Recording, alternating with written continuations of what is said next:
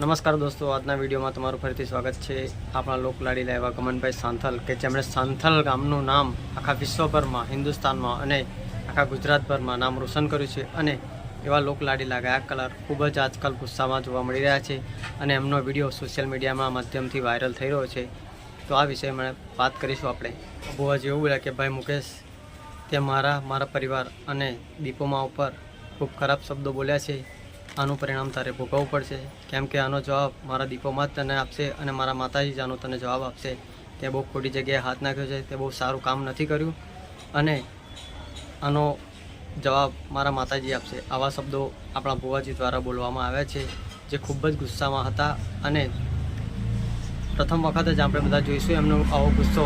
ક્યારેય આ પહેલાં એવો ગુસ્સો કર્યો નથી અને કોઈની ઉપર આવું ભુવાજી કોઈ દિવસ બોલ્યા પણ નથી। આપણા લોકલાડીલા ભુવાજી પહેલીવાર આવા ગુસ્સામાં જોવા મળ્યા।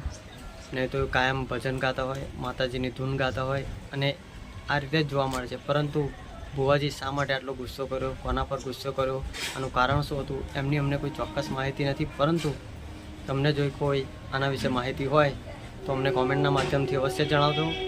જય માતાજી।